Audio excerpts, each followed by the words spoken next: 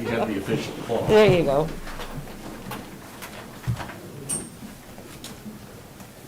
Mr. Kagi, would you like to lead us in the Pledge of Allegiance?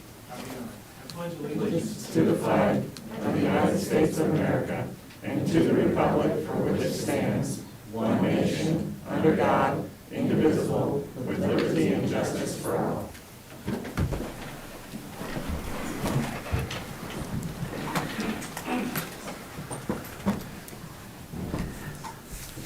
Good morning, everyone, and welcome to the Shawnee Board of County Commissioner. It's meeting. It's August 10th, 2020. And on my left is Commissioner Aaron Mays, who represents District 3, and on my right is Commissioner Kevin Cook, who represents District 2, and I'm Bill Rippon, I represent District 1. What's first on the agenda? First is item 1, proclamations, presentations, introduction of the Shawnee County 2020 4-H Fair King and Queen, Derek Stahl and Gwen Van Loon. Candace, thank you very much. Good morning, Commissioners. Candace Mearpool, Shawnee County 4-H. I'm here today with outstanding 4-H youth that were named 4-H Fair King and Queen on the last day of the 2020 County Fair. This year's fair was very different. Normally, I would have brought the 2019 crowned King and Queen before the fair to announce all the activities that the community could come take part in. This year, for safety reasons, we only had 4-H and FFA judging and no public was allowed. The King and Queen contest itself was held over Zoom, and the candidates did their interviews and speeches from home.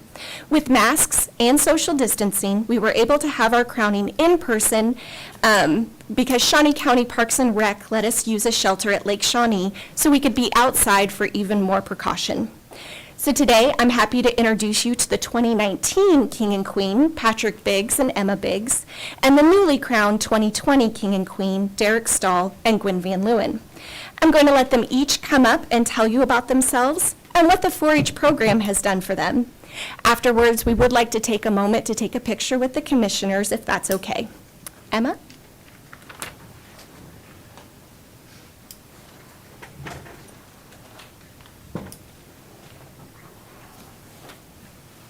Hi, my name is Emma Biggs. I was in 4-H for 11 years. I just graduated this year, actually on August 2nd, and I will be attending Emporia State University this fall. I will be studying elementary special education, which 4-H had helped me achieve my major and deciding on what I wanted to do. And it also gave me a lot of background on speaking and be able to talk to people and just overall having a great social a social awareness of everything, and it just helped me with bettering myself as a leader. Thank you. Thank you very much.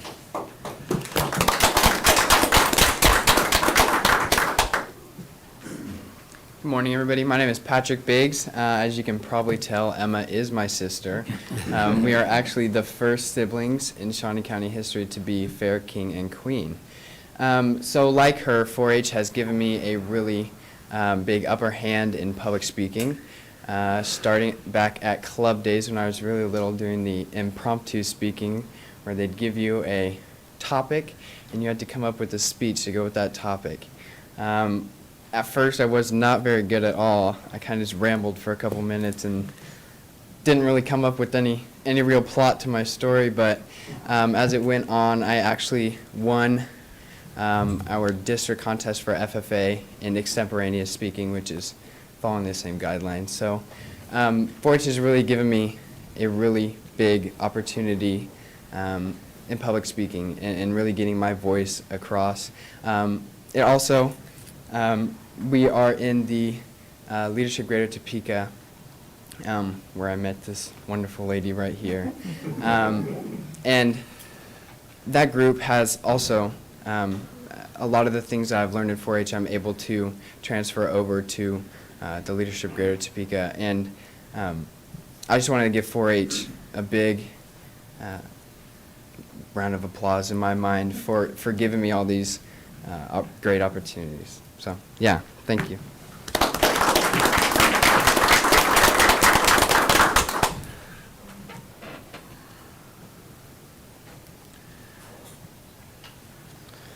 Hi, my name is Derek Stahl, and I'm the 2020-2021 Shawnee County King. With 4-H, it has taught me to be more confident in my voice because before I joined 4-H, I was very shy, as any young kid is. So I joined FBLA at school, and with that, I have prepared multiple speeches about optimism and public speaking that I have given at the regional and state level of FBLA. And with 4-H it's given me the opportunity to breed and show livestock. So I've shown livestock for 11 years, sheep and goats, and throughout the years I've gone to many national shows. And I've met a lot of people, which has really opened my shell and given me a brighter, I would say, brighter opportunity to meet more people and to just become a better public speaker. And like Patrick, I have done impromptu county club days along with those speeches that I gave in FBLA. So, thank you. Thank you very much.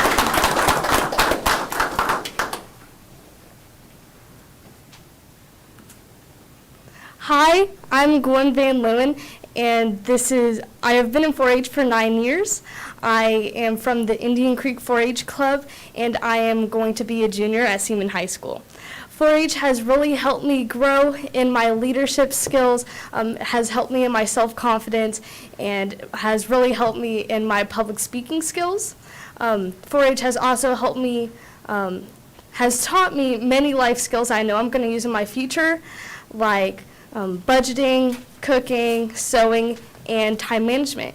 And through 4-H, I have been in so many different experiences and has taught me so many new things, and I don't know where I would be without 4-H. So it's a pleasure being here. Thank you. Thank you very much.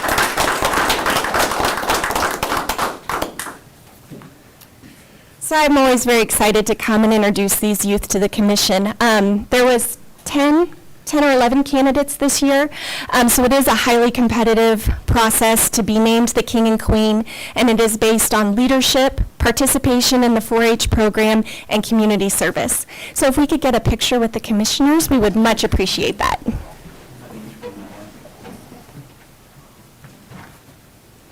And our rule at the fair, I don't know if it applies here, is we could drop our masks for a picture if no one talked.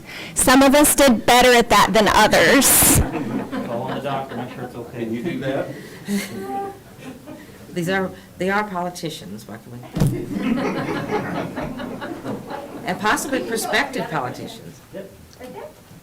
Perfect. All right.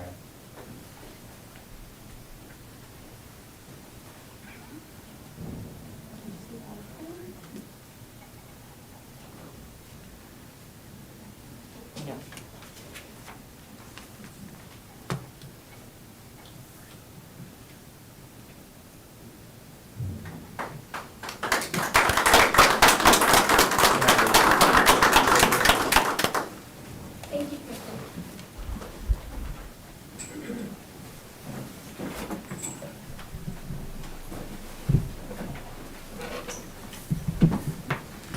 Like the paparazzi was here. All right, what's next? Item 3, consent agenda. I would move that we approve the consent agenda. That's second. Motion's been made by Commissioner Rippon, seconded by Commissioner Mays. All in favor, say aye. Those opposed, motion carries 3-0. Next item. Item 4, new business A, County Clerk number 1, consider all voucher payments. Commissioners, this morning we have vouchers that total $1,662,544.39. The highlights out of that voucher report, the largest expenditure was our payroll, $652,432.15, followed by health insurance, which was $434,536.12. Parks and Recreation had a total of $177,857.97, but the majority of that, which was, $135,599.53, was to the leasing of mowers. So the majority of that expenditure in Parks and Recreation was our leasing of mowers. And then finally, under Sewer District, we had a total of $143,168.11. I don't have any questions regarding the vouchers, would move for their approval. Second. Motion's been made by Commissioner Cook, second by Commissioner Rippon. All in favor, say aye. Those opposed, motion carries 3-0. Next item. Item A2, consider correction orders. I'll move that we approve the correction orders. Second. Motion's been made by Commissioner Rippon, seconded by Commissioner Cook. All in favor, say aye. Those opposed, motion carries 3-0. Next item. Item B, appraiser, number 1, consider approval of request to post and fill a vacant appraiser 1 position at a starting salary including benefits of $50,222 and fill any position that becomes vacant as a result of filling this position. Good morning, Commissioners. Steve Bauman, County Appraiser. This is a position that's necessary to the success of our office, completing all of our statutory requirements. We've ran it through Angela Lewis, HR Director, and there's money in the budget for this position. So appreciate being able to fill it. Any questions? No. I would move for approval. Second. Motion's been made by Commissioner Rippon, seconded by Commissioner Mays. All in favor, say aye. Those opposed, motion carries 3-0. Thank you. Thank you. Next item. Item C, Health Department, number 1, consider approval of request to submit the Kansas Department of Health and Environment Care Resource Coordination and Expanded Testing Cooperative Agreement application to assist with COVID-19 response and recovery efforts at a total request of $780,000. Good morning, Commissioners. Linda Oaks from the Health Department. This is another in a series of several grant applications that we are pursuing right now to help us with the COVID response. This is a competitive grant this time, so we do need to go ahead and apply for it with your approval. Part of it would be for care resource coordination. So this would be to fund people to help folks that are quarantined and in isolation with perhaps lodging, food. And my idea is to put out an RFP or some kind of announcement and ask a community organization to take on that work. So we would have the chance, if we were given this grant, to push that money out to a community organization. And then the other part of it is for testing. The testing field, to me, seems still pretty wide open. I think there's going to be a lot of changes in the future. I think there's going to be a lot of different testing opportunities, and so we want to make sure we have the funds that we need to be able to meet that changing landscape on testing. So there is no match, there's no cost to the county, and I'd be happy to answer any questions. Is there any match with this, or is it? No, sir. It's Okay. just, yeah. I'll move for approval. I'll second. Motion's been made by Commissioner Cook, seconded by Commissioner Rippon. All in favor, say aye. Those opposed, motion carries 3-0. Thank you, Linda. Thank you, Commissioner. Next item. Item D, Commission, number 1, discussion of proposed 2021 budget.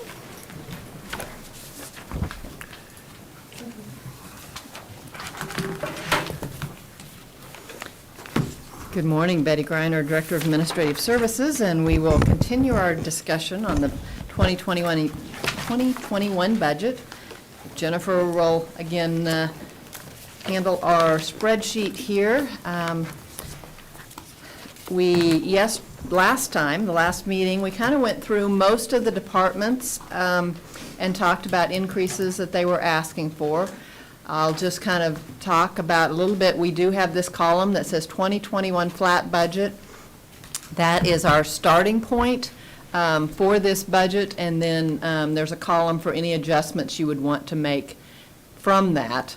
The flat budget would be using $1,601,000 in order to keep the mill levy the same as last year, and that is an estimate because we don't have the final valuation. The county clerk actually sets that mill levy after the final valuation, but it's this is our best guess with the information we have right now. So I would ask where you would like to start on discussions. Mr. Chairman? Yes. Betty, if we are to draw down from our reserves, and we know that we're going to be dipping into the reserves just to keep a flat budget, as our audit finance director, would it be advisable for us to set a set amount from our reserves to operate within, similar that we would do for capital outlay, for our other projects that we do, so that we would have maybe a set amount that the commission would agree upon. Because otherwise, I think that it would be too easy to get into a little bit at a time and it would get away from us. I think that's an excellent idea. As we talked last time, it is easy to, keep thinking, oh, this is a good program, and this is a good program, and they're all good programs. So it's hard to, once you, start adding, taking more and more away from the reserves, it's easy to continue to do that. So I think that's an excellent idea. I think it also would be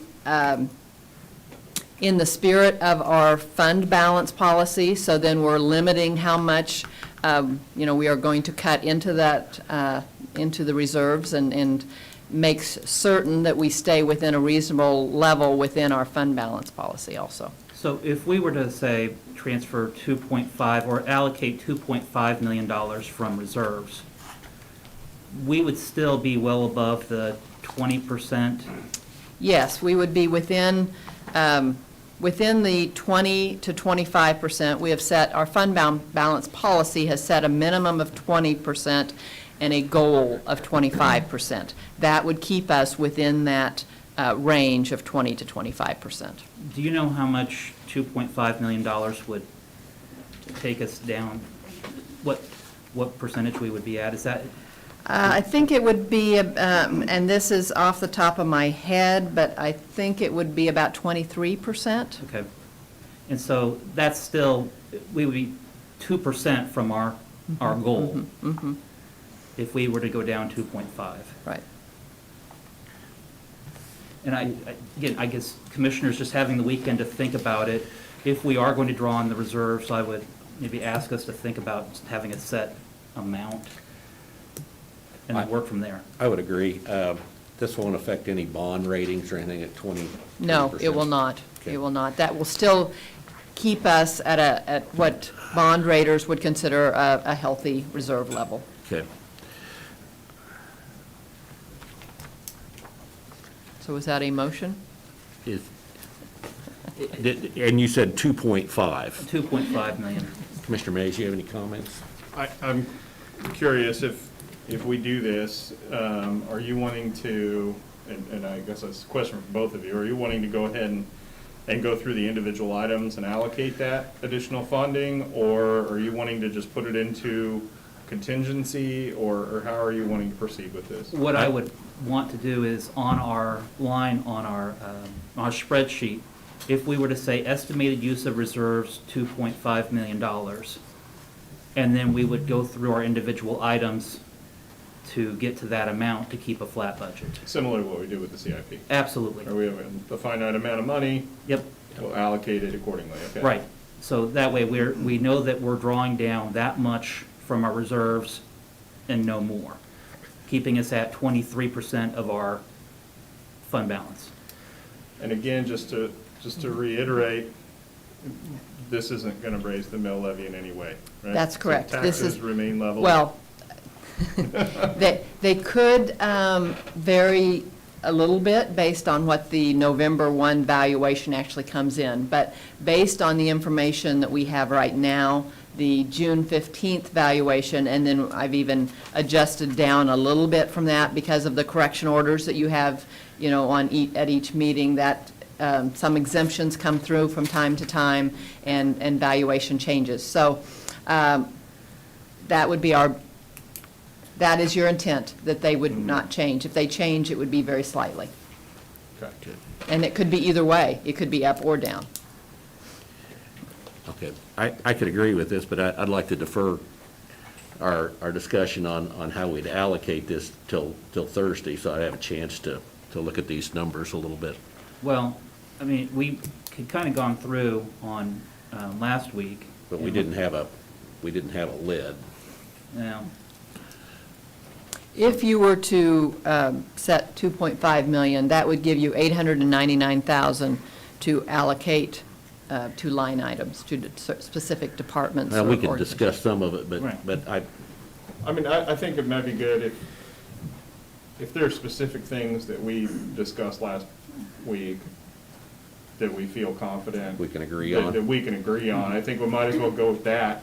Okay. And then that way we've got, maybe not that whole 800 and some thousand, but, you know, maybe a little bit smaller number that we can Okay. review over the weekend. So, again, I thrown out the number of, $2.5 million just as a Start. set amount, knowing that we would be going from 25% to 23%. And I would hope that our goal is to get back up to our 25%, which is our county policy. But recognizing that in order to keep our mill levies flat for taxpayer relief, rather than raising our taxpayers' taxes, we're drawing down from our reserves to do Yeah. that. Yeah. Now, just make it clear, this is not raising the mill levy. Correct. Now, if there's appreciation on a property, someone's taxes may increase, but it would not be increasing the mill levy. No. That's just Steve Bauman's fault.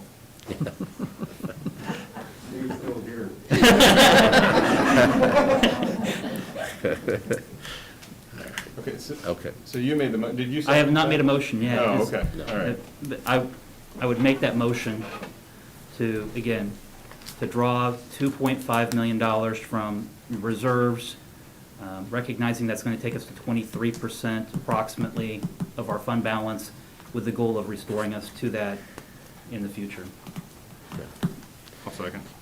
Motion's been made by Commissioner Cook, seconded by Commissioner Mays. All in favor, say aye.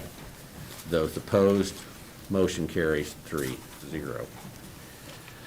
Okay, now we want to discuss. Yeah, and which- Commissioners, we had talked about the use of our in-kind contributions for community corrections that we have. And then when we deduct our in-kind contributions from the $525,176, that leaves us with $337,840, $337,840. And so I would move that we add that to community corrections.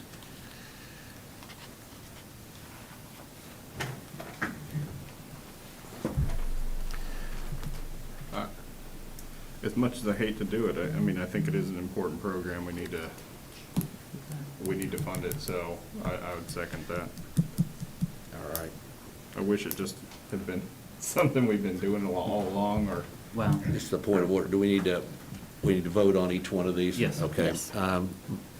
Motion's been made by Commissioner Cook, seconded by Commissioner Mays. All in favor, say aye. Opposed? Okay, motion carries. and Mr. Chairman, just for the public watching, each vote we're taking individually is an individual vote, but it's not an approval of the final budget till we get to the final one. So we Yes. may add to or take away. May And change. these are all preliminary. Until you actually approve the budget in its totality, then these can be changed later. Okay. This is a preliminary vote.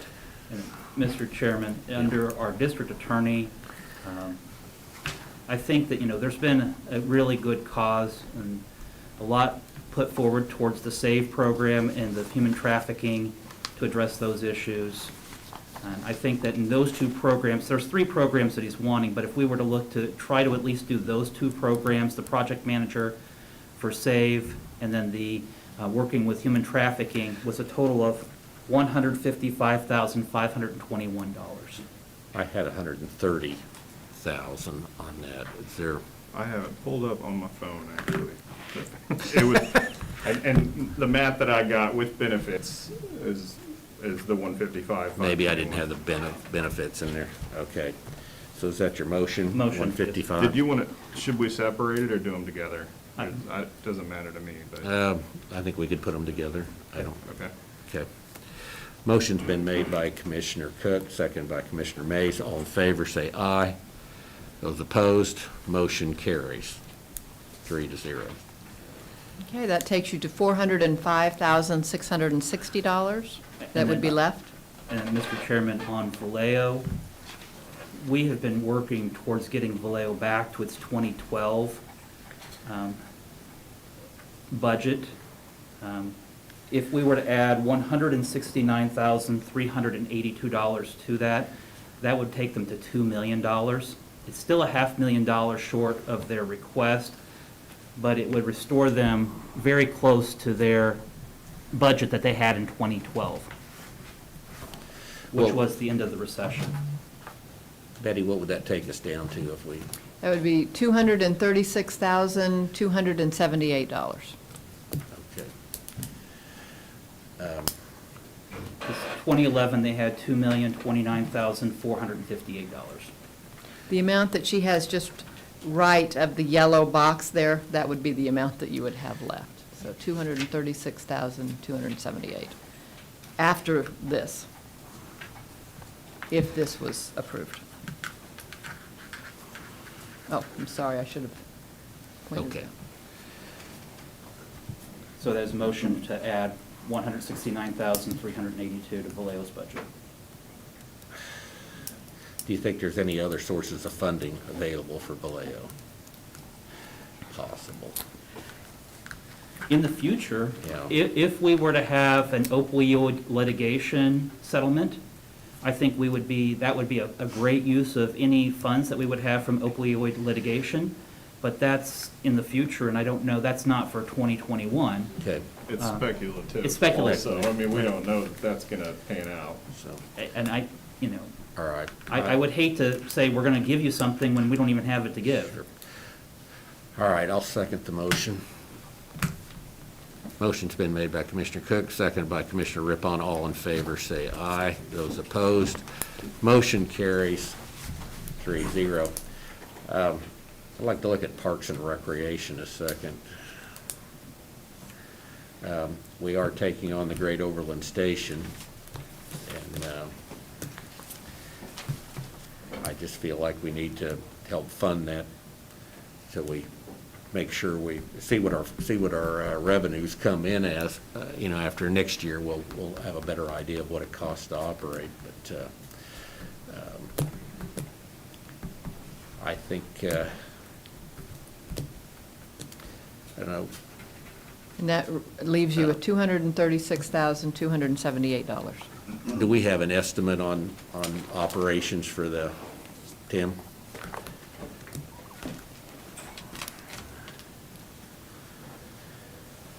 Tim Laurent, Parks and Recreation Department. We looked at the financials that we received from the Railroad Heritage Incorporated, and they averaged, over the last 5 years, they averaged about $350,000, just shy of that, a year to operate. And that's essentially what we had requested. All right. That amount of money, does that include staffing for special events and catering and all of that type of thing, the expenses associated with that, or is that just to keep the lights on? No, I mean, that was their total budget, so that included everything that they did. Honestly, there's probably more to be done now that we've gotten in there and been able to assess the facility and the grounds. I think $350,000, quite honestly, would be lean to some degree. I mean, it's quite a bit of property, quite a bit of maintenance. There's a lot of staffing issues or a lot of staffing concerns, so, yeah. I hope I answered your question. Mr. Chairman? Yes.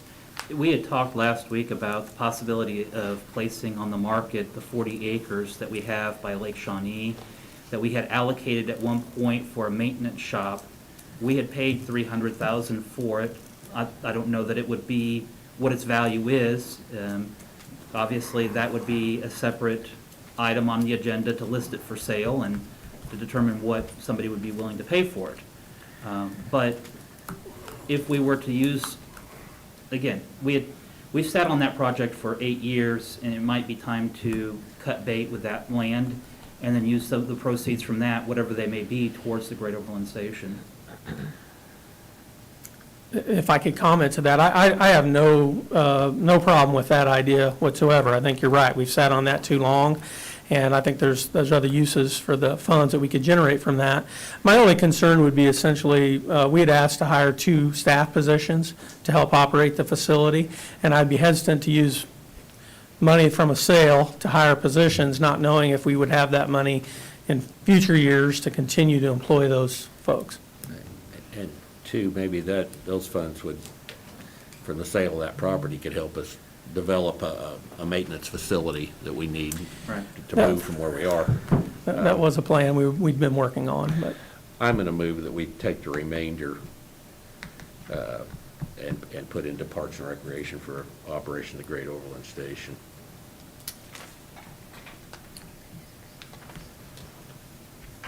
I'm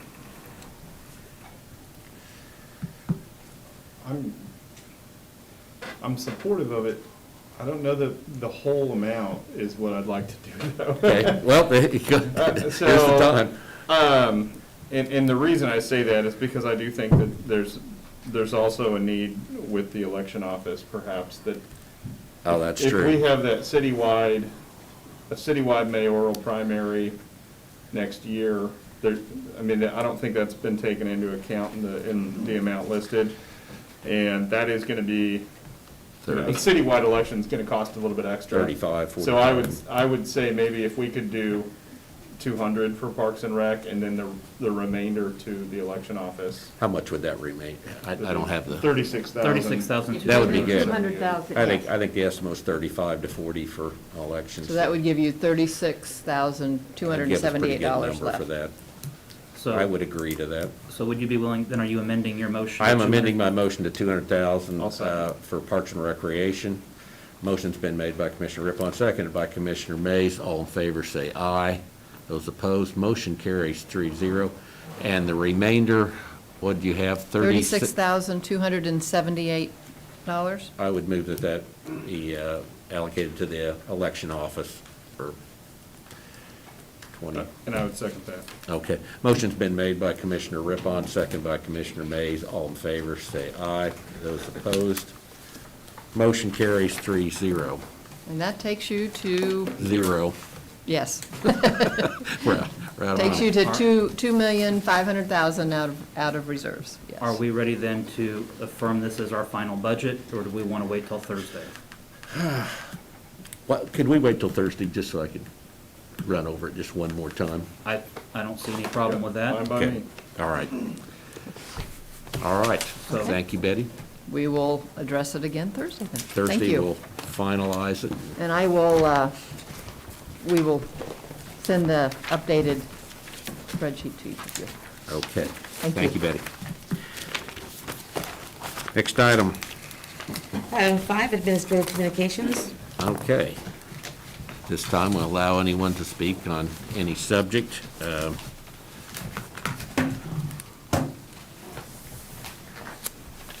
Anyone wishing to speak?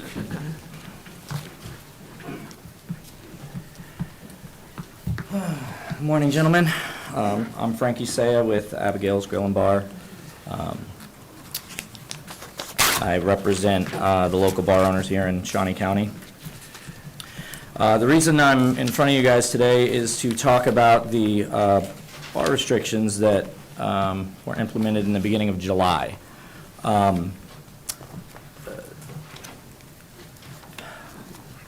The burden put on our industry has been crippling to a lot of us. We understand our position being the front line of this. We understand the medical community believes that our locations are a cause of transmission, and that's why we're willing to implement policies and changes within our establishments to affect real change. The current restrictions that are in place, we've had 5 weeks now, almost 5 weeks now of these restrictions. The numbers have been trending down for 5 weeks.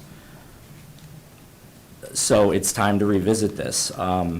This is not something that we can just keep going on and on with and continue taking on this burden without adjustments being made as we go. There needs to be adjustments made.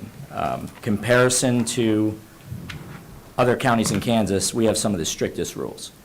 And that includes Kansas City, that includes Sedgwick, that just had a major, their cases went through the roof a few weeks ago. Everybody saw that in the news. But we still have higher restrictions. Our cases have declined. At our peak, we had 217 new cases the week of July 10th. We had 120 new cases this last week. That's around a 44% reduction in cases over the last 5 weeks. Other counties have also seen reductions that have not had restrictions placed on bars. It's been the masks. The mask order was one of the reasons we were concerned about these restrictions going in when they did, because the mask order came out at the exact same time. So it was going to be hard to figure out, okay, what restrictions are helping and which ones aren't. The mask order, in my opinion, is helping, based on what's happening in Kansas City, particularly. Their mask order got implemented in the beginning of July, and they've seen downward trends, pretty substantial downward trends in their new cases per week, which is the number I believe that the medical field wants to see, is that number of new cases continually being reduced.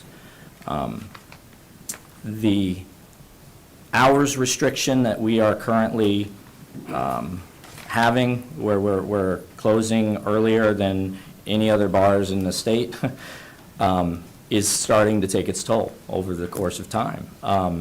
This is not going to be sustainable. We can make the changes necessary without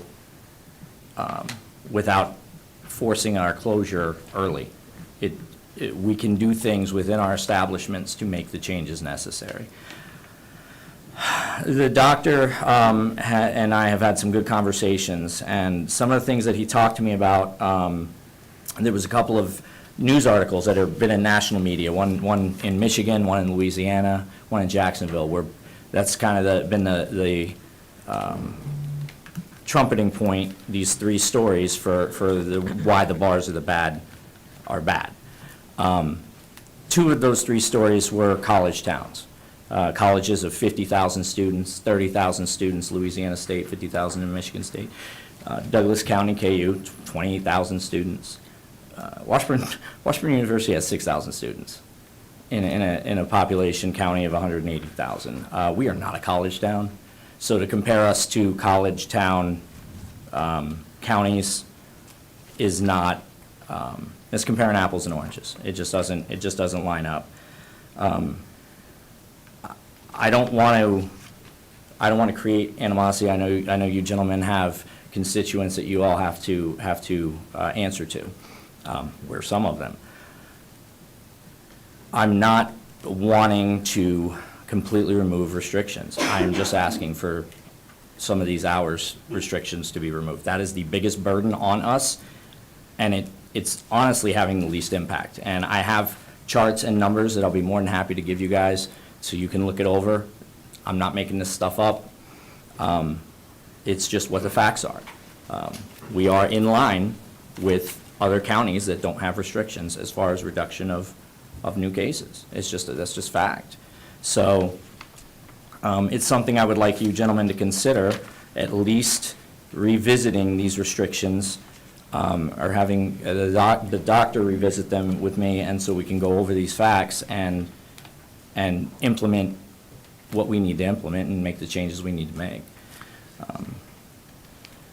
The other thing I wanted to say is I think over these last 5 weeks, I think we've proven that implementing changes within the industry can affect the spread of this thing. We've proven that. So I would really appreciate, and this isn't just directed at you guys, this is directed at state officials as well, can we please stop with the shutdown talk? It's not helpful. It creates a toxic environment. It puts my staff in a panic. I've lost several employees over the last couple of weeks because they wanted to go to a more stable industry, which I don't honestly blame them, because if they don't know if they're going to have a job next week, it's very hard to keep employees.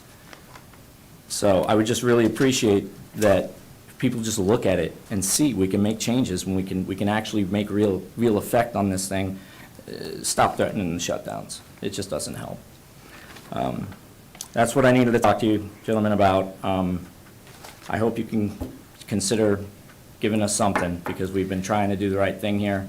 For the most part, all of us have really been following the guidelines as best as we can, best to our ability within our businesses. And we're just asking for a little something back, because we're hurting. I have a couple of questions. Sure. You talked about the restrictions. Yes, sir. Can you tell us what some of those restrictions are? I mean, could you still Specific to us, okay, the major ones, there's a lot of minor ones, but the biggest ones are the hour restriction, closing us out down at midnight during the week and 11 on the weekends. I know that doesn't sound like a lot of hours, but it is. That's a big percentage of our daily business. You know, we have a little bit of business at lunch, a little bit of business at some business at dinner, and then it goes on. When you're taking 2 hours out of our roughly 10-hour day, that's 20%. And that's in a small margin business like bars and restaurants, 20%, losing 20% of your ability to do business is a pretty big deal. The other restriction is 50% capacity on establishments over 100, which honestly, it's pretty much 50% for everybody because we also have to follow the 6-foot distancing rule. So if you're under 100 capacity, you're not going to be able to fit more than 50 in your place and actually follow the 6 foot properly. Those are the three biggest ones. The 50% capacity is something that all the bar owners I've spoken to, we can all live with for now.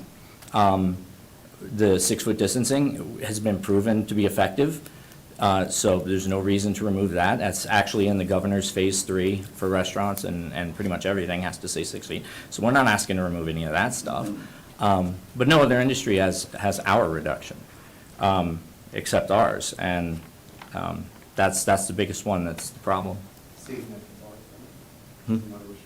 Oh, yeah, and then I'm sorry, thank you, Billy. The fourth major one is the seats, no seating at the bar would be the fourth major restriction. And like I said, there's a bunch of other ones, but those are the four big ones that do affect us. But none of the other counties are restricting people sitting at the bar, or they have restrictions of hours? So the other counties that I researched, I only researched 4 other counties, Wyandotte, Sedgwick, Johnson, and Douglas. The restrictions obviously vary county to county, but in the 3 biggest counties in the state, Sedgwick has a curfew. Any business that has an alcohol license has to close at midnight in Sedgwick County. And that's, and Douglas County has any bar has to be closed, but there's no restriction on food sales. So as long as they're selling food, they're open. So they can stay open past midnight if they're selling food? Yeah. If their kitchen's open, they can be open. Kansas City, what are they? Kansas City is strictly phase 3 of the governor's order. Wyandotte and Johnson, there's no extra restrictions placed on bars or restaurants in Kansas City, other than the 6-foot distancing and the restaurant industry guidelines that we're all trying to follow. All right.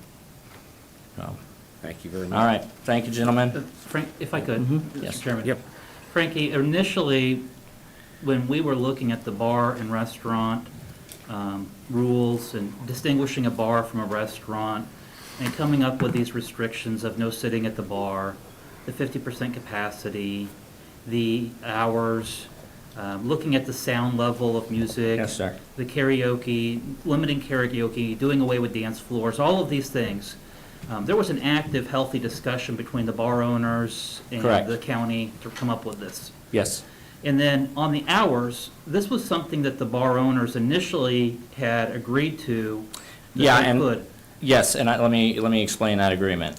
So the hours that we were being offered were very strict. It was going to be 10 to 2, 5 to 10. That was going to be what, and that's just not sustainable in business. We would not survive in the businesses that we operate. We negotiated with Dr. Pizzino. I explained to him how our bars operate differently than some of the other bars that he's been reading these articles about.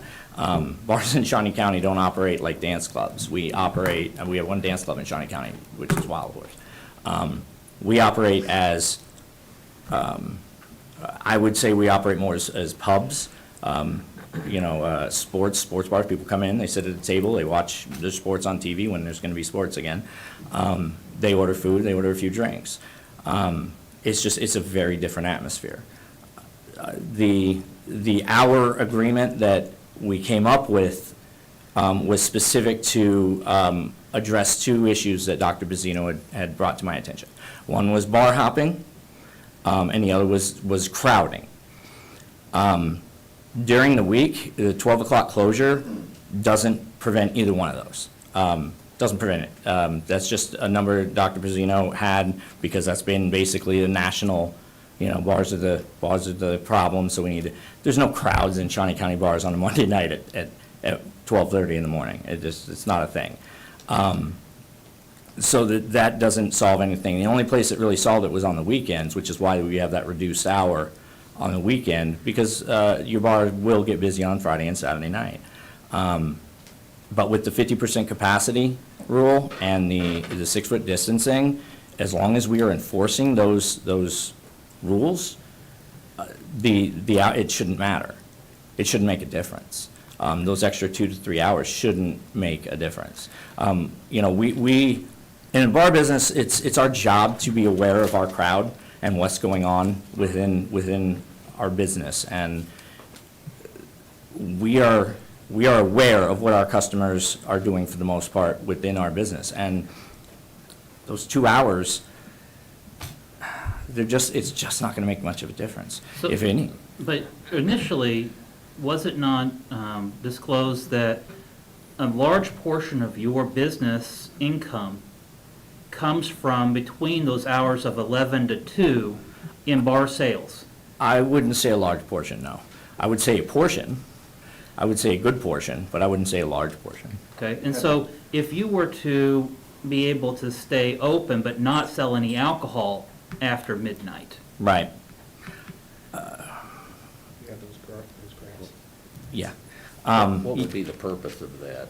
Yeah, that's one of those, if alcohol's the problem, if this is what we want to talk about, that's a different discussion. If we want to talk about alcohol being the issue, and we want to start talking about some prohibition laws again, that's. No, I'm just trying to get to where, I know that with Dr. Fauci and Dr. Bazzino and the CDC, Right. they've all talked about the alcohol and how alcohol reduces our inhibitions. Correct. We change our risk assessment. Yes. The more people drink, the riskier behavior you engage in. Yeah, that's no argument. I'm not a teetotaler by any stretch Right. of the imagination, but I'm not, but just when you do drink, you do lose your inhibitions, and you do a different risk assessment, and people do engage in riskier behaviors. Yeah, but that can be said at any time during the day. And that's not specific to bars. When the bars were closed, when we were all shut down March 19th through, May 4th, people were still drinking, people were still going to parties, or, liquor store sales, a buddy of mine owns a liquor store, sales went up by 50% that month, April. Because nobody go to bars and restaurants to drink, they were going to the liquor stores, buying it and going home and drinking. So that's why I said, if we want to discuss the inhibitions that alcohol reduce, that's a different topic, because that's going to happen anywhere that alcohol's involved. You're talking about 18 hours out of a week that you've lost. Yeah, 17, yes. 17 hours a week, 2 hours a night, and then the 3 hours on the weekends, the extra 3 hours. And so that 17 hours out of the total week is what's going to keep your business open or closed? It's what's going to help us recover some of the losses that we've all been taking. There's no more money. It's gone. Like any one of us that got PPP loans, that got spent when we had to shut our doors, and still had to pay all our bills. Our bills don't go away. So the majority of all that money for all of us is gone, and there's not another one coming down the line. You guys see what's going on nationally in the politics. There's not another one coming down the line. So we are looking at our long-term survival now, and that includes making adjustments to survive in the current world that we're living in with COVID. Like that, we have to make changes in the industry. We have to make safety changes, and we're willing to do all of that. It's just if we're going to start reducing hours here, then it needs to be everywhere, because we're forcing we're forcing behavior. We're forcing people to leave on the weekends at 10 o'clock and go to other places where they can drink. Or they're forcing them into these small, house parties or wherever it's forcing them. People's behaviors hasn't changed. I mean, it's just like when we all locked down, what happened? Everybody, as soon as that lockdown ended, what happened? Everybody came out. Everybody came out. Nobody was wearing masks, nothing was that. And what did we see? We saw a spike in cases over a course of 2 months. So is it your belief that at 11 o'clock, everybody's leaving your bar It's a fact. and going home to house parties? Not just house parties, they're going to Kansas City. They're leaving my bar at 9 o'clock. If you had walked in my bar on a Friday night 6 months ago at 9 o'clock, it would be full. You walked into it this last Friday at 9 o'clock, I had 2 customers in there. Because the 2 groups of regulars that I had picked up and went to Brew Top in Kansas City. So, I mean, it's happening. Is it mass? Like Mr. Mays had mentioned, it's not a mass amount. It's not like the majority, but it's a good portion. And if we're forcing them into other counties, how is that gonna help with any kind of contact tracing that they're having issues with? How is that gonna solve any of the problems if the people are still gonna go out? They're still gonna party, they're still gonna socialize. Give us the ability to control the environment. That's what we're asking. Right now, we don't have the ability to control after 11 o'clock because they're gone. There's nothing we can do. They're going to other counties, they're shoulder to shoulder in these other bars. I've been there, I've seen it. So, it's one of those things that just has to, Frankie, how many weeks have you been under these restrictions? we're almost, we're about to start week 6. 6, and we've been trending downward. We've been trending downward since the beginning of this, And yes. none of the other major populated counties have these restrictions. No. Not at Billy Noel Breaker Sports Bar and Grill. And you're losing 17 hours of Business a week. business a week. That's a lot. And we are a small margin business. This is another misconception that people have. Our margins are very, very light. Very, very thin margins in restaurant and bar business. And when you take away 17, our businesses are built off of the rules that we have been operating under for the last 20 years in this state, and they've changed. These rules have changed. So yes, we have to make adjustments, and we're willing to make those adjustments, but losing 17 hours a week of business, it is affecting us. And it's not just affecting us as bar owners, it's affecting our staff. I have bartenders that are making 30 to 35% less than what they're used to making in their tip amounts. And that's a lot. These are paycheck to paycheck single mothers, and they're losing 30 to 30, and there's not an unemployment check coming to make up that difference. They're just losing the money. It's just gone. And they can't go pick up another job because what job can they work between 11 and 2 and make the money, that they can make? It just doesn't, it's.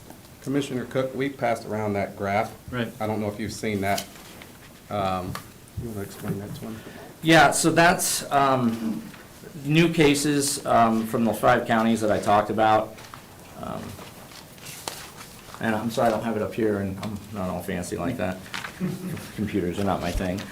But if you see the trends, because I know that the trending is important, Shawnee County has been trending down, but so has Johnson County. Since the week of July 10th, Johnson County has trended down, no bar restrictions. Wyandotte County has been trending down since July 17th, no bar restrictions. Douglas County is kind of, all over the place a little bit, but they've basically been trending down, which is good. Sedgwick, they didn't implement any of their stuff until July 24th. They were a little behind the curve on some things, but they're trending down the last 2 weeks. The masks, in my opinion, are working. All of these counties implemented the mask order before we did. We were the last county to implement our mask order from the governor. We did, July 6th, I think we did it, and the rest of these counties were June 30th, July 2nd, those kind of, July 3rd. And we're trending in the same direction as they are. And they're not under the same restrictions. And that's all I'm saying. I'm not, the restrictions, if they're having a positive impact that you can show me, if you can show me a positive impact, then what argument do I have, right? But I'm showing you that they're not having an impact, because these other counties that are not following the same rules as us are trending down just like we are. They're actually trending down more in percentage. So, what are these restrictions really doing? Dr. Pezzino, would you like to respond to any of this?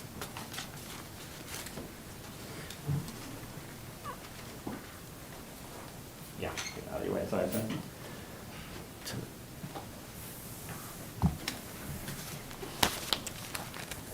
Good morning, Commissioners.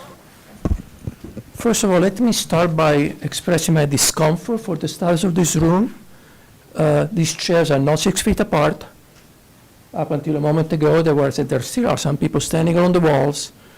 I asked you several weeks ago to please find a safer way to have these meetings, and I'm disappointed and concerned that that hasn't happened. I don't feel safe here today, and nobody else should be.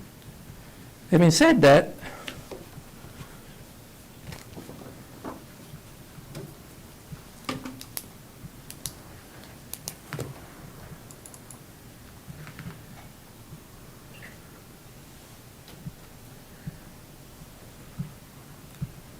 I wasn't sure exactly what kind of information you needed today. I was just told to be available here, excuse me, here. So I prepared a few slides. I don't know if that's the kind of information that you need or not, but this is a new positive cases in Shawnee County by week. And remember, the date represents the first day of the week. As you can see, we were doing okay in May. We were around 50 to 70, 75 cases, 71 cases, something that the health department couldn't handle. We didn't have any major clusters. We were able to jump on our clusters right away and take care of them. But then things changed when we reopened for phase 3. And that's a kind of trend that we saw. Until the week of July the 5th, we reached our maximum number of cases ever reported of 226. At that point, we introduced some restrictions, which, by the way, are much more than just restrictions on bars and the masks. There are, I think it's a 3-page long emergency order that includes restrictions on restaurants, general businesses, gyms, and each restriction is geared to that particular business and to that particular risk that the business poses.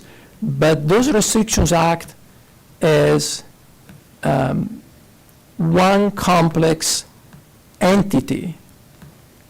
And if you take one restriction at a time, none of them will have any major impact. If you take them all together at a time, hopefully they will have some impact. And in fact,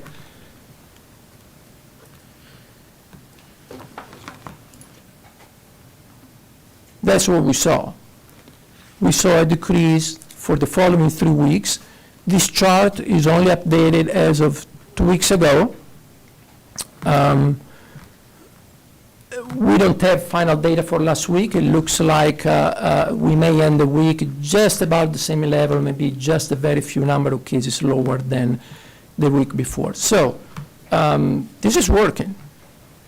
This is working. How much of this is due to masks? How much of this is due to, I don't know. I don't know. There is really no exact way to know. All I know is that each and every one of the measures in that public health emergency order are based on data and are based on science. I did not make up these things. This is what we know that works to prevent the spread of the virus. At the individual level, using masks, social distancing, and hygiene and hand washing. At the community level, limit mass gatherings through interventions on public events and the size of public events, bar, restaurants, and other places of social aggregation.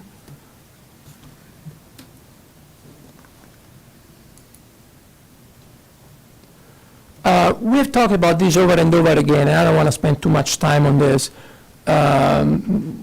Bars are considered high-risk activities, not because they do anything wrong, In fact, it's interesting reading some reports from other states where there have been documented larger outbreaks, and bar owners say, they're frustrated. They say, we did everything you told us to do, and now you're still shutting us down. Well, the reason is that bars may do everything that they're supposed to do, and it's just the nature of the business that leads to increased probability of transmission of the virus. So it's not because they're not compliant necessarily, and it's not because they're doing anything wrong. I would like to point out that just last week, we had a new cluster in a bar in Shawnee County. We are still investigating it, and we are discovering that there are probably both employees and patrons and customers that have been infected while at that bar. As I said, you don't have to take my word. This is a chart from the Texas Medical Association, hard to read, of course, but it ranks all different activities by the level of risk for the transmission of coronavirus. And although you cannot read it, the very one at the very bottom is bars, with the highest score of risk that they gave to any of the other activities. Same thing for Arizona, high risk, bars are the highest risk activity considered there. Same thing in Kansas. This is a survey done by KU with private providers and clinicians. And again, bars are listed as the most dangerous activity for the transmission of the virus. We talked about what restrictions are in place today. Again, it's a carefully crafted set. And those components must be given time to work together. If we start removing a little component at a time, we just don't know what the effect would be, and it's not something that I could recommend. How much longer? We have a target. It is absolutely imperative that we reduce the level of community transmission, and we'll talk in a moment why. That target of about 50 to 75 new cases a week over a period of 2 or 3 weeks. That's where we were, essentially, in April and May. That's a number that we can handle. That translates to a rate of about 100 cases per 100,000 population for 2 weeks.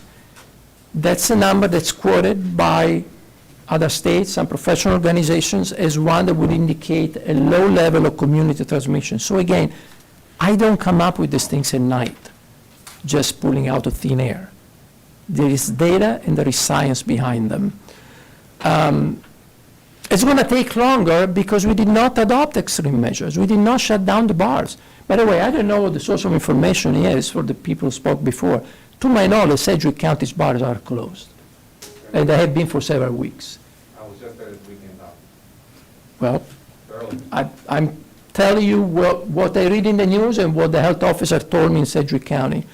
So is Douglas County, and Riley County is working at a reduced level of hours. You want to talk about out of Kansas? California closed, Florida closed, Texas closed, Colorado closed. We did not go there.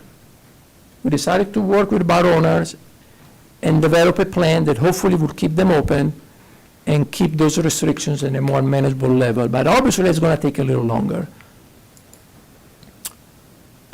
Somebody who could hardly be accused of being a leftist extremist, Governor Greg Abbott, Republican from Texas, was quoted saying, if I could go back and redo anything, it would have been to slow down the opening of bars. This is the key message.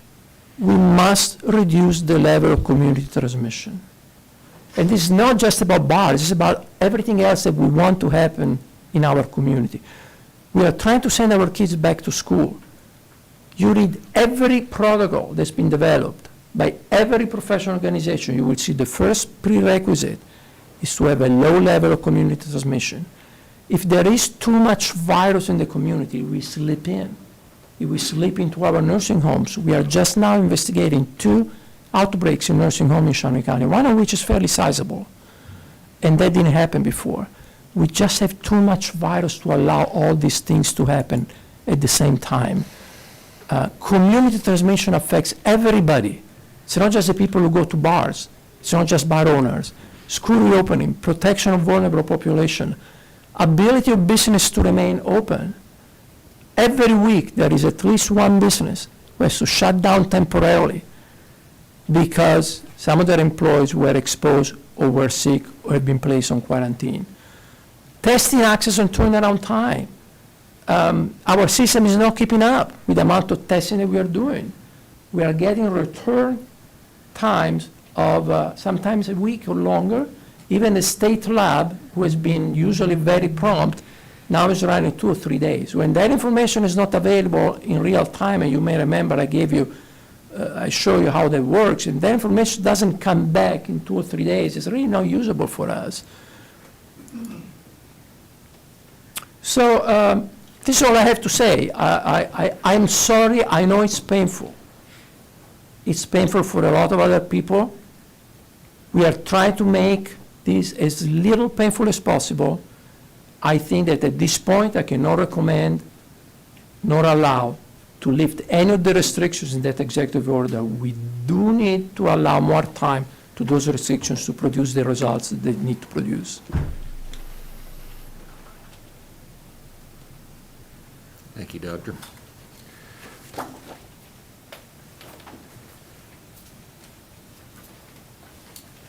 Billy Noel, Breaker Sports Bar and Grill. That last clip that he had up about the last thing that they would do would open bars. That governor's out of Texas. Once again, our bars do not run like California, Florida, Texas, Louisiana. It just doesn't happen. And as far as this comment about the 6 foot distancing in the room, and if you look around this room, everybody in here has a mask on. If you cannot have social distancing, I mean, that's what it's supposed to do. It's supposed to help, correct? Help, but it doesn't negate the need for 6 feet of distance among people. And neither does our time. It's not either or.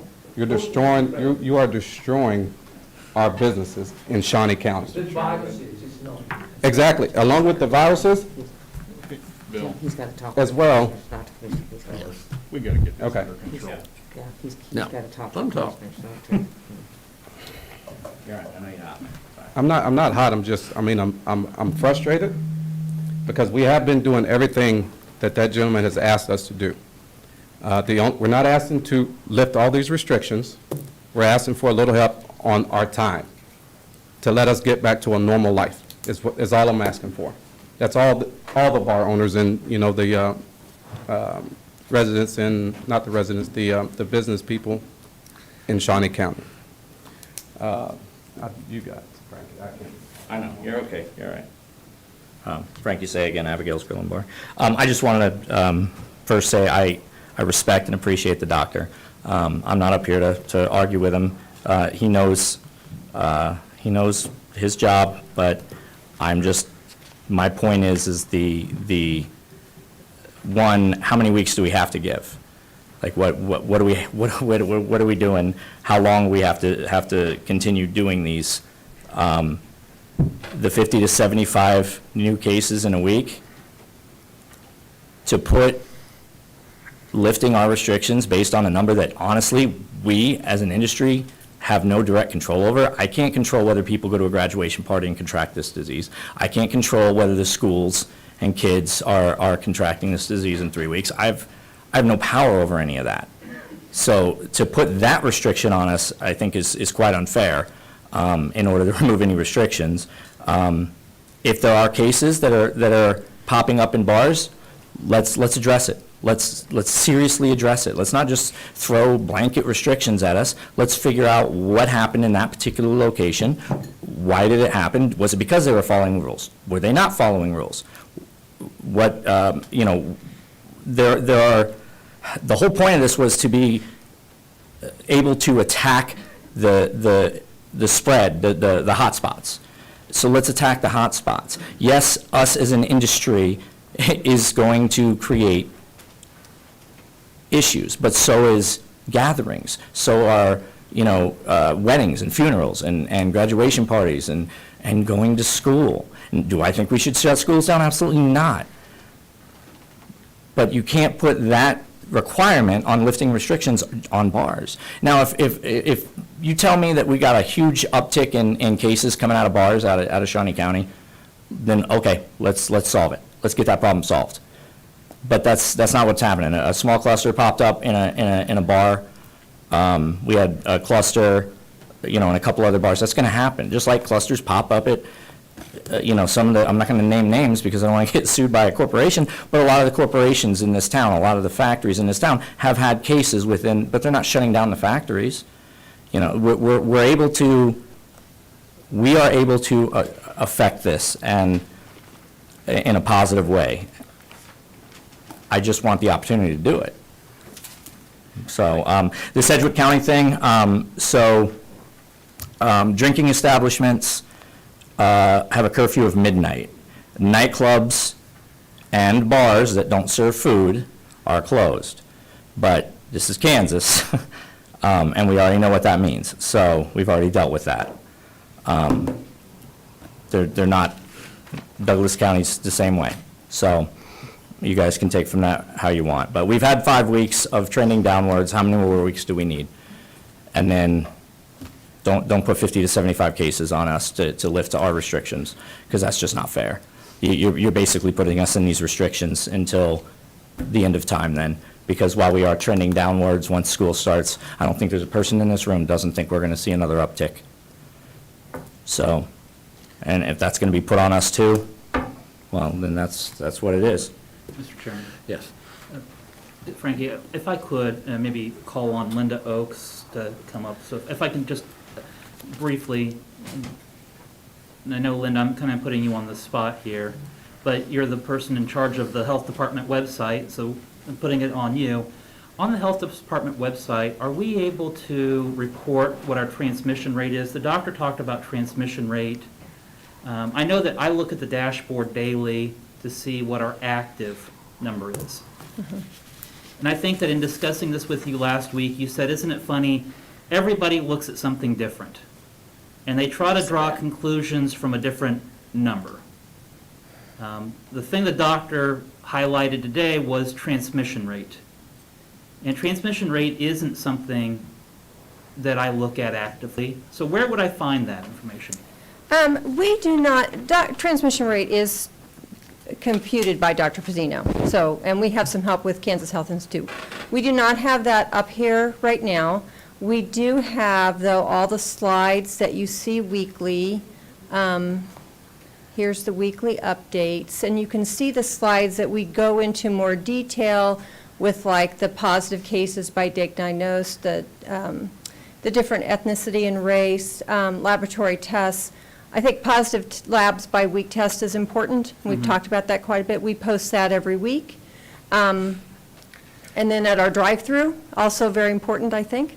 So these are the things that we post weekly that are not on the dashboard.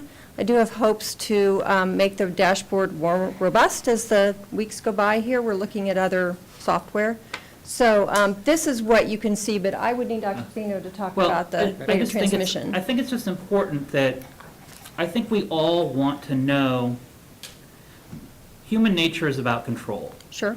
And having control over something we have no control over. And if we see a number that can go up, we say, oh, there's more risk. If we see a number go down, we think that we're having less risk or we're doing better. But it's hard to be able to say what numbers you're relying on are accurate or if it's just the wrong thing. Drawing conclusions from the wrong information is as dangerous as, anything else in the world. Absolutely. I think it promotes fear a lot of times. I mean, I know that when I look at the active cases daily, and I see that we have, we've gone from, close to 370 at our high active cases to 200 and, 200s. I don't remember what yesterday's number was. But if you look and you say, well, there's, 170 less people that are active, things must be getting better. So active cases are people who are in isolation. They have been tested, they're positive, and they're in isolation. So that number can shift a lot. Personally, I look at the cases per week as my to me, shows whether we're seeing improvement. This is last week's, Dr. Pizzino's was more up to date, but showing us that, we're improving.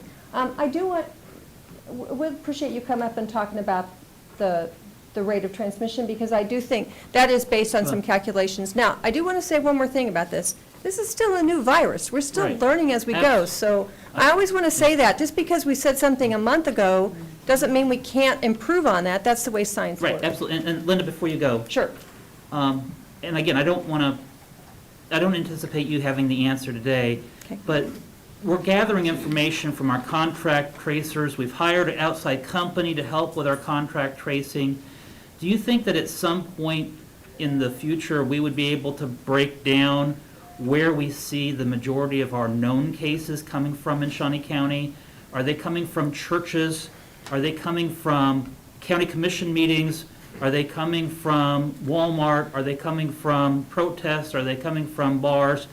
Again, I think that is information that I think a lot of people would like to know. And I understand that. So that's tricky. We do our best to try, because we identify outbreaks, and that's how we do that. So we know we have an outbreak at a certain facility or a church or whatever.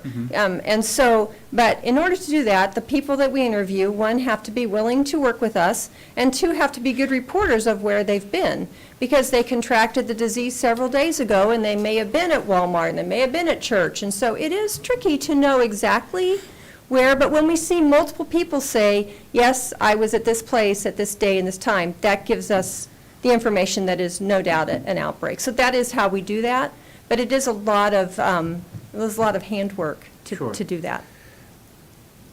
Okay, thank you.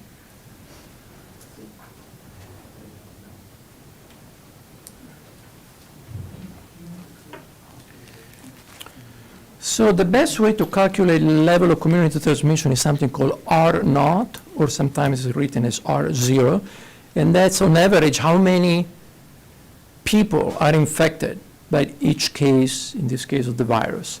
It's a very simple concept in theory. It's, if you have more than one person infected, of course your outbreak is going up. If you have fewer than one people infected, then your transmission is going down, and eventually, in a theoretical model, the virus will disappear because it can't perpetuate itself.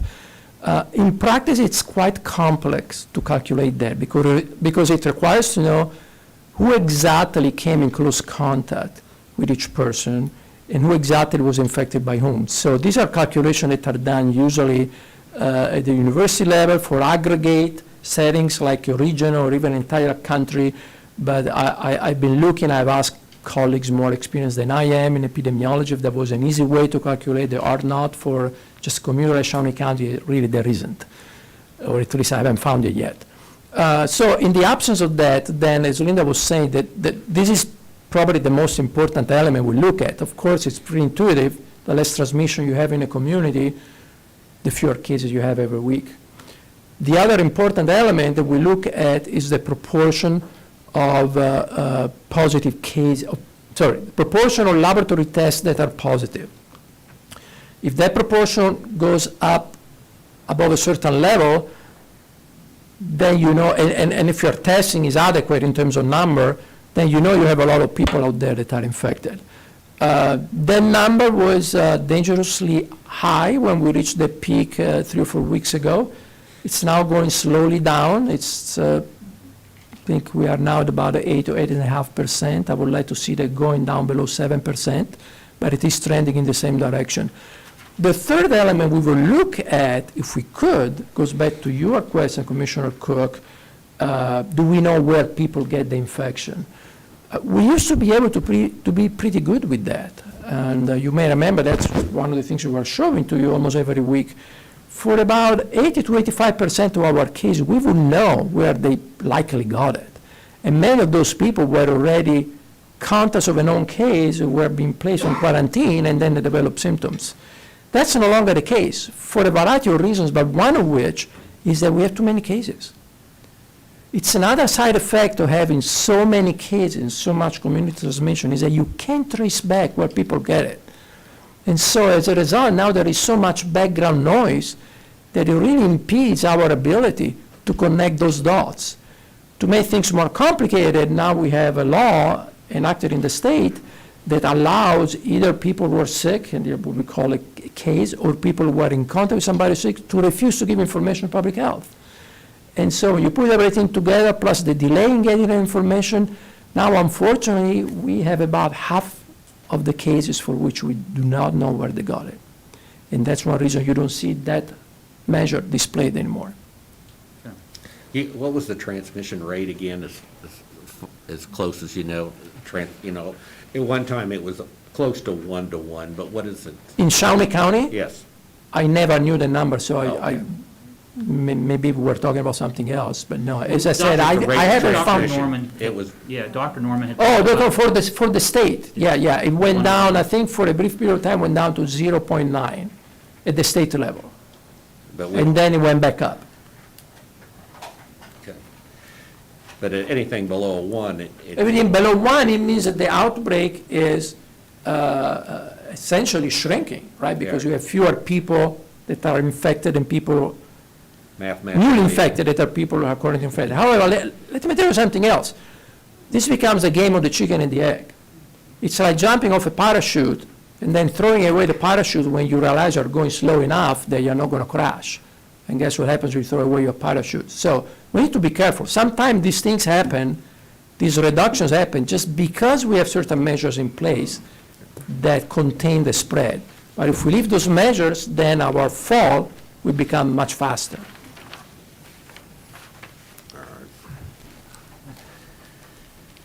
Anyone else wish to speak on this subject? I just hate that we're killing these businesses right now. I would like to make a motion to extend their hour, or to do away with the hour restrictions.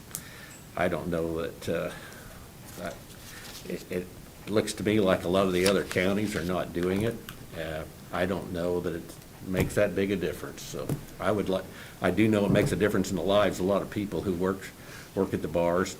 They're barely hanging on. They're losing 17 hours of their prime time. I just don't want to see them go under. You don't have to go to a bar if you don't want to. It's somebody's choice, but I think with restrictions and social distancing, I don't know. So I'm going to make a motion to do away with the hour restrictions.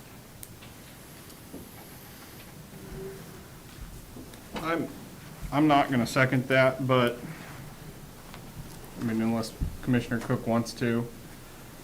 I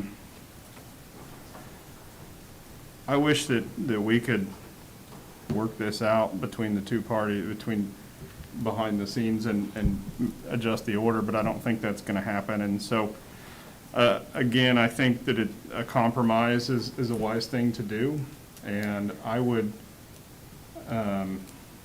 assuming that your motion fails without a second, I would make a substitute motion to adjust the hours just to be midnight across the board. I don't think that that's going to make a huge difference, but I think it also makes it more clear to the general public that they know all bars and restaurants close at midnight. It gives them a little bit of extra time, but I feel like it's more important, rather than jumping off the diving board, we maybe dip our toe in the water, see if it makes a difference. If we can't tell that there's been any increase in spread, then, perhaps we revisit the issue in a month or two when time goes down. But I do think Frankie made a good point when he said that schools are going to open back up. We're fully aware that there's probably going to be an increase in cases, but I don't think it'll be attributed to bars or restaurants for that matter. So I would make a motion just to do it till midnight, 7 days a week. I would second that. I think it's confusing being open different hours, different days of the week. And Mr. Chairman, yes.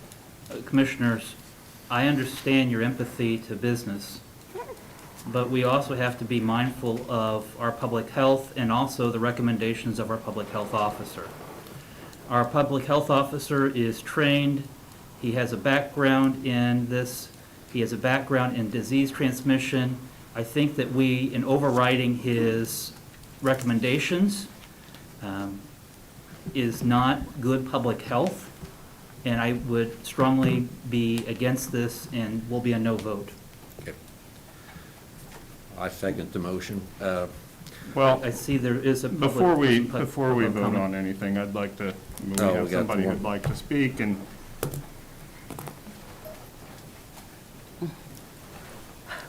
Good morning. Monique Pittman from Shawnee County, District 1. Mr. Rapon is my neighbor. I had written a lot of comments to make, but technology is not allowing me to access them, so I will be brief and say that I got up because I just wanted to make sure that there was someone else from the community that supported science and data and the COVID-19 response team. This is a novel virus, as you're saying, and to expect changes to happen in 5 weeks, and that's enough time to make a decision or to change the route of the way things going, just does not make any sense. I'm pro-business. My family has lost money as well. However, there are many, many people that feel the same way as I do. I'm hoping that you all have received emails from these people. A lot of folks are not able to come here. They feel uncomfortable coming here, or they have to work. I'm concerned that the way that we govern around COVID-19 is the squeaky wheel is the one that gets oiled. I do not mean that as a derogatory explanation. I'm just saying that's the way it seems, that people can come here. The more emails you get is how you make a decision. And I'm asking you to actually to speak with one voice. I'm really frustrated that I expect our elected officials, our county commissioners, during this world pandemic to be able to speak with one voice.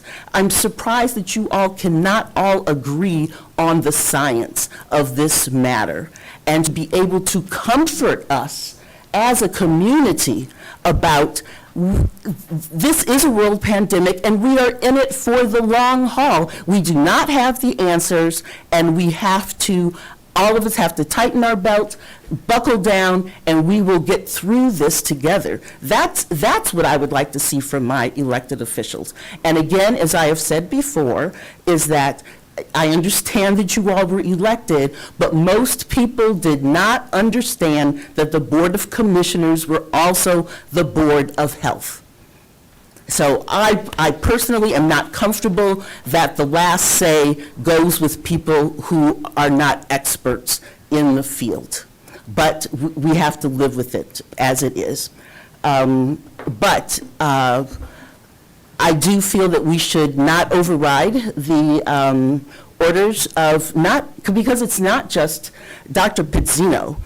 I feel that our county really scapegoats him. It's easy to just always call his name. But he makes decisions, but he works with a team of people. So, I would like to see the restrictions stay as they are. I have no problems with the compromise if the scientific people that are in charge here agree with it. Thank you very much.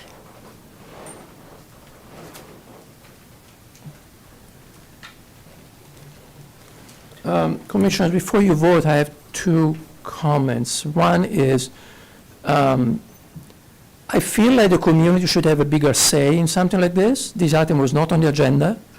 I was just asked to appear here Friday evening with no known reason. So I would urge you to postpone the vote until Thursday. You may be surprised how many people feel otherwise. Again, you only hear the voices of those who scream louder. But there are many other people who feel that the current situation is a situation where we should be in, we should continue. And I think we owe them a chance to express those opinions, especially if we can hold the meeting in a better situation than what we have here today. The second request I have, or perhaps a comment, and that's one where the legal counsel may have to help us. I'm not sure what your motion does, because if you are asking me to change the order, I will not do it. You can hire me, you can fire me, you cannot tell me what to do. You can approve your own order, but that's a different process. That's where the council probably will have to tell you how exactly this will work. So I'm not sure what you're voting on if you do that today. Okay. Good morning, Commissioners. Jim Kraus, Shawnee County Councilor. We talk about a novel coronavirus. We also have novel new statutes to deal with when we're talking about in this area. My recommendation, after seeing what your vote would be, was to come up here and say, let my office, if the vote is positive to make the change that was requested in the motion, let my office draft a resolution normally for mandates from the Board of County Commissioners to have legal effect, then we issue them by resolution. So what I would do would be to take the current health order, change it to a resolution, change the rule in the manner that you would vote, and then have you issue it on Thursday at the next meeting. That would be my recommendation if you make a positive vote.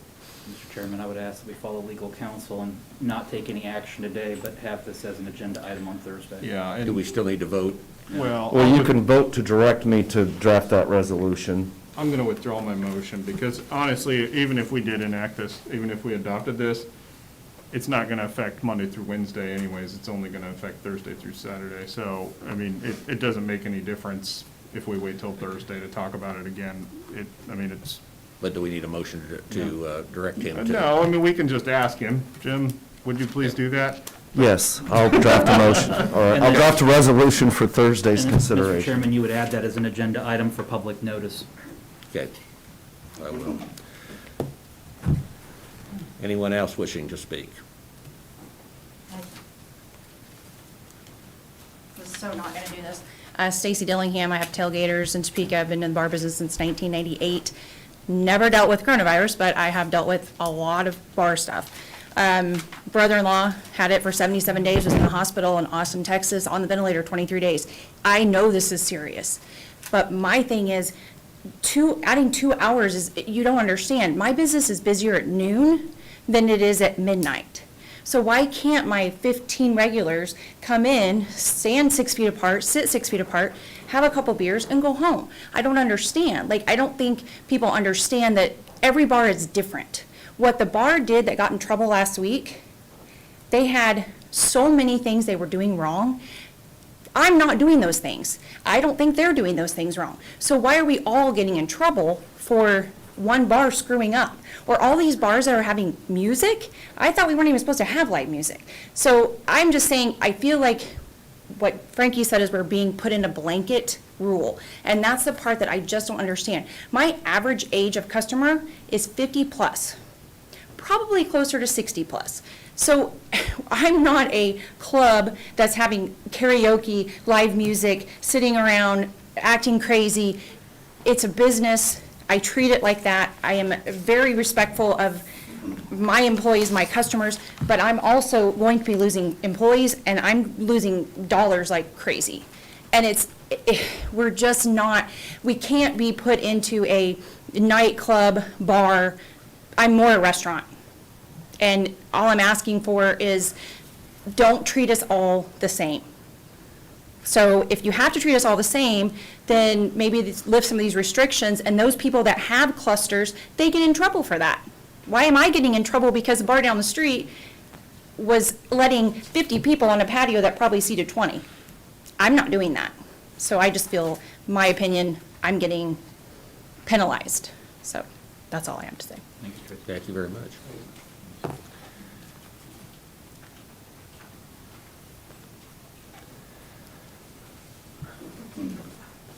Excuse me, I just had a question about, you said that we could do like a public forum. Is that what you just made a motion for? We would have on an agenda for Thursday, this item about changing any bar rules, so the public would have the ability to comment.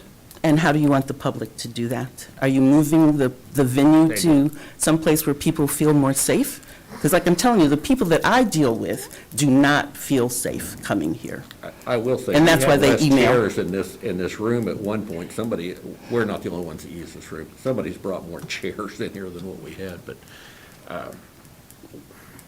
Is there no chance to move someplace that's a larger venue? it's kind of complicated to do it because we stream these meetings, and not every room is set up for that, so I don't even know what's available at this point.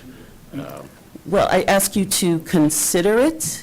If you want public comment, how are you going to get that? Do you want people to email you if they don't feel comfortable coming? And again, my point is, just because there's a lot of people here doesn't mean that they are the majority of people who feel that way. I also want to just mention that, WIBW just interviewed Dr. Fauci on Friday. He also mentioned the particular unique transmission of the virus that happens in bars. And also in today's newspaper, on the front page, there is an article. Maybe you all saw it already, titled, "The U.S. Tops 5 Million Confirmed Virus Cases." But the part that I'm looking at is the back page that says, "Scientists say Britain's beloved pubs might have to close again." So the United States is not the only one who deals with this. And actually, I appreciate understanding what happens in other states, other cities, other countries. Just because we are low, because we've been following the protocol. I don't want to see us spike higher. It doesn't make sense to change rules every 30 days. It's not that kind of a virus. Thank you. All right. Any other comments? Commissioner Cook? No. Mr. Mays? I have a slide, I want a couple slides I'd like to. Did we finish voting on the motion? We- No, I withdrew my He motion. withdrew his motion, so Thank you. we just gave you directions I will. to. Thank you. Amanda, can you get my slides up there?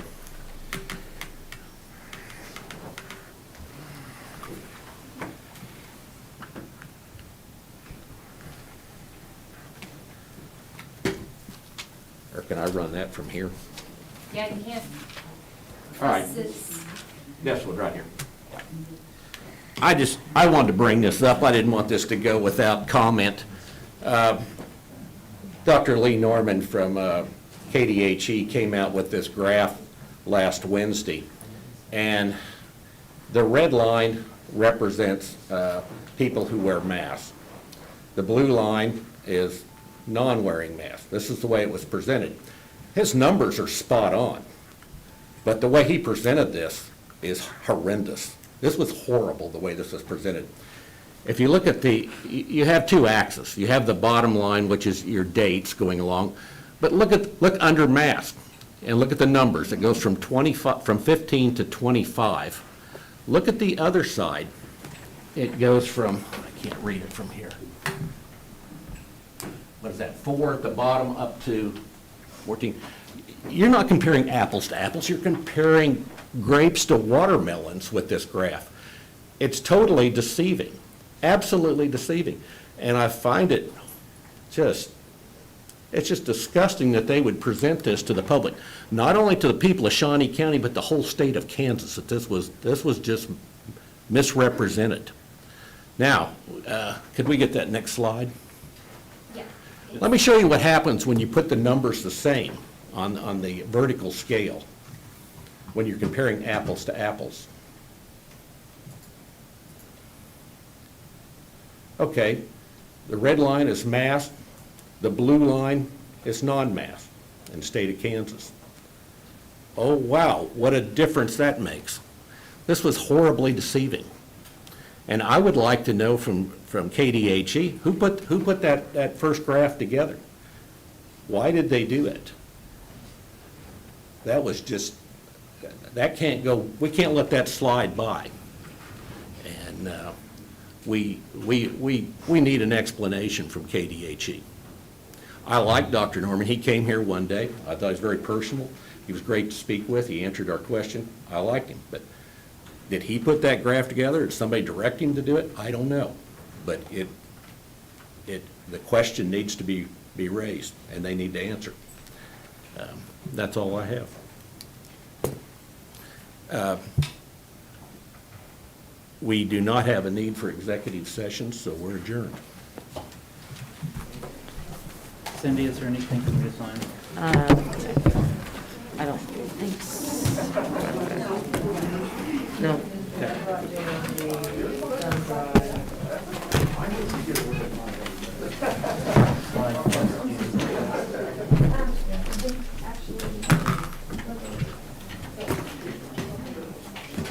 Okay.